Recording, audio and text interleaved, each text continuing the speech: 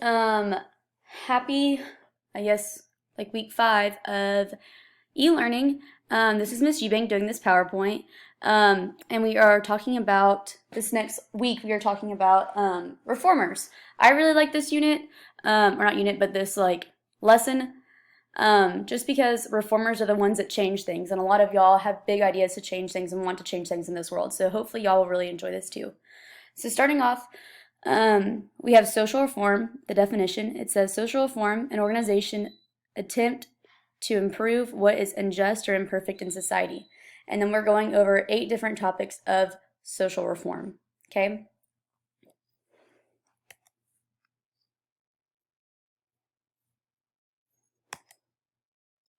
Sorry, this is my first time using this.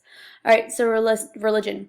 So you have predestination. So this is kind of what people believed in before all this started. So predestination is a thought that God decided in advance which people would obtain salvation after death. So it's kind of like God already knew who was going to go to heaven even before you were like there.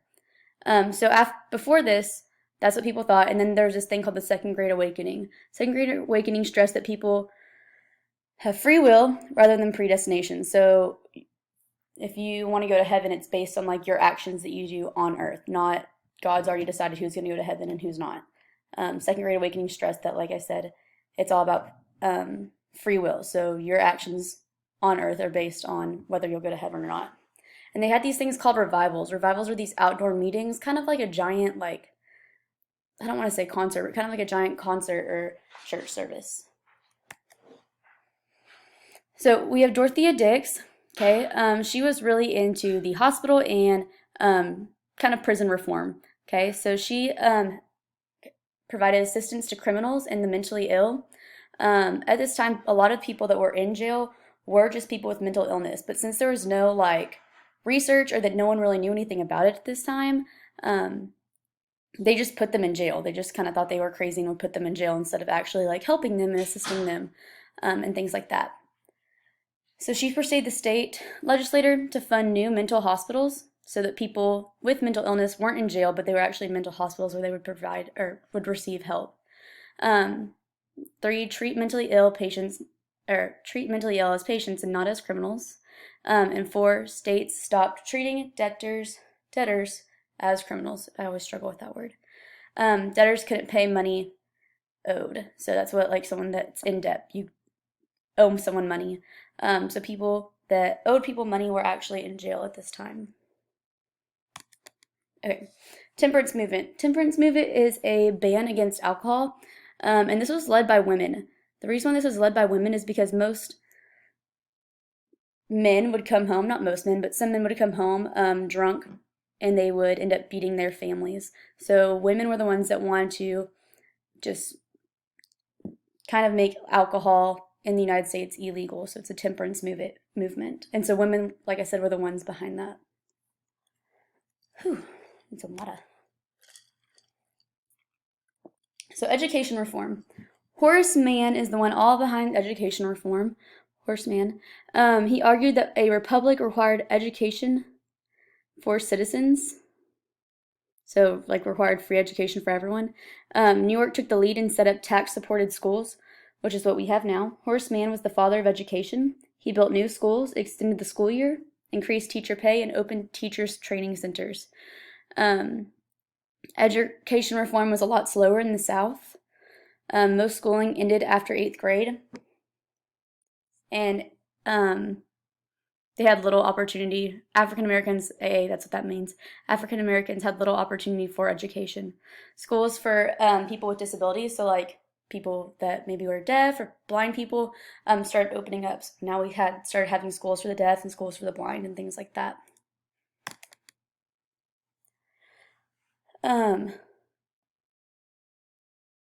So the Declaration of Independence didn't necessarily apply to African Americans, so that was something that was really big.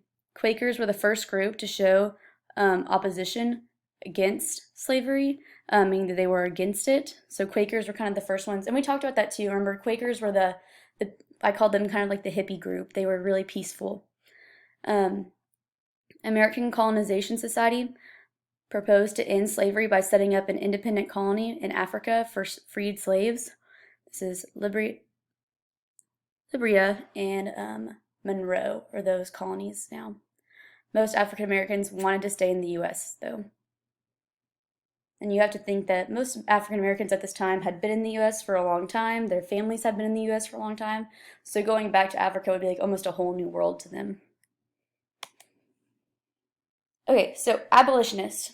Abolitionist is a word that you for sure need to know just because we are getting into the Civil War, and that's like kind of like a big topic. So an abolitionist is just someone wanting to end slavery completely. Okay, so an abolitionist, someone that wanted to end slavery completely. So these are some abolitionists that we had. We had Frederick Douglass. Actually, when you're in high school, I think sophomore year of high school, you're going to read the Diary of Frederick Douglass, and it's pretty good. But it kind of talks about his life as a slave and like how he got to where he was. But Frederick Douglass, he was born into slavery. He learned how to read. He escaped in 1838, was a famous lecturer, and published a newspaper called the North Star, which talked about different abolitionists and ways to kind of just ideas to end slavery. Then we had William Lloyd Garrison. He was wrote the influential newspaper called The Liberator. We had the Underground Railroad. A lot of y'all know about the Underground Railroad, or at least have heard about it before. And that's just a network of black and white abolitionists who secretly helped slaves to escape freedom in the North. And we know it's not actually a railroad underground or like anything like that. That's just what we called it. So we had conductors and stations and things like that. We had Harriet Tubman. She escaped slavery, returned 19 times to the South to help, which is a huge deal because if she was caught, she would have been killed immediately. She freed more than 300 slaves. They called her the Black Moses because she led people into freedom. And the reward for her capture was $40,000. Okay, so you have Uncle Tom's Cabin. Uncle Tom's Cabin was written by Harriet Beecher Stowe from New England. She wrote, the novel was kind of showed the evils of slavery and the injustice of slavery. And this kind of like was something that was really shocking to most Americans because they, I guess, didn't realize how horrible and how just nasty slavery was. So this really opened people's eyes to that injustice, and kind of like inspired a lot of people to become abolitionists. Uncle Tom's Cabin was about slaves who refused to reveal the whereabouts of two runaways, and they were whipped to death by his master. So, Dred Scott case. So Dred Scott, he was an enslaved man in Missouri. I wish I had my map so I can show you kind of like, because it's easier when you kind of look at a map to understand it. He was an enslaved man in Missouri. He moved to, which is a slave state, and then he moved with his owner to Illinois and then Wisconsin, which are both free states. Scott's lawyer argued that since he had lived in a free territory, he had become a free man. So the Dred Scott versus Stanford ruling said Scott couldn't file a lawsuit because he was not a citizen. African Americans are not considered citizens at this time. They're considered property. We've talked about this. Slaves were considered to be property. Congress didn't have the power to outlaw slavery in the territory. So now we have some women's rights. Women had few political or legal rights in the mid-1800s. They could not vote. They could not hold office. When married to their husband, when they got married, husband owned all your property. So say I had, a bunch of land in a house. Once I got married to my husband, he would now own all of that. It wouldn't be in my name. Men had the right to hit their wives as long as there was no serious injuries. Women's right movement was a campaign for equal women's rights. Sorry. Can't talk. So Sojourner Truth, she was born into slavery. She was an excellent speaker, traveled, and lectured. Sojourner means the word, her name Sojourner means travel. She ridiculed the idea that women were inferior to men.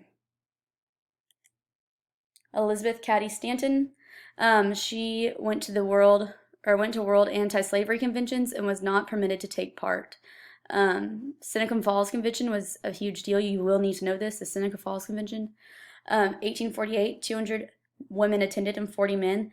They improved the Declaration of Sentiments, which was kind of like all about giving rights to women, and pushed for full political equality for women, including the right to vote. Okay, Susan B. Anthony. Y'all have probably heard this name a lot.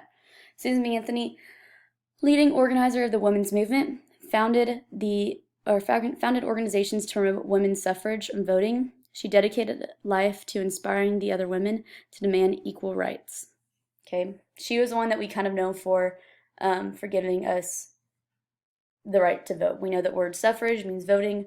We kind of talked about in my class how it sounds almost like a dramatic word for what the definition of it means. So arts. During this time, a lot of people are getting more creative. Arts are becoming a lot bigger of a deal. We have different schools opening up. So the Hudson River School, they painted vivid landscapes of New York and the Hudson River region. George Catlin, he was one that started painting Native Americans. Poetry had become big. Y'all might know some of these. Henry Wadsworth Longfellow, he wrote Paul Revere's Ride. We talked about that too. Remember, the British are coming, the British are coming. Walt Whitman, his poetry, celebrated the common man. Emily Dickinson. We have different novels. Washington Irving, he wrote A. Rip Van Winkle, Legends of Sleepy Hollow. Herman Melville wrote Moby Dick. Nathaniel Hawthorne wrote The Scarlet Letter. So you have kind of some really big books and really big pieces kind of coming out during this time. Notable things. Okay, I hate saying this word. Transcendentalists. Not the most fun word to say. But essentially it believed most important truths in life transcended or went beyond human reasoning. We need to live up to the divine possibilities within. Ralph Waldo Emerson stressed individualism, the importance of each individual. Thoreau, live simply and close to nature. Civil disobedience. People have the right to disobey laws unjust. This is kind of like when philosophy started becoming a really big deal and people started realizing, okay, there's a little bit more to the things that we are doing. It's kind of like the whole background on this. And that is, the last slide. So make sure you use this video, or if you don't want to listen to me talk, that's fine because I'm not very good at talking. You can just read through the PowerPoint and answer your guided PowerPoint notes questions. Y'all have a great rest of your week. Oh, see, I can't talk.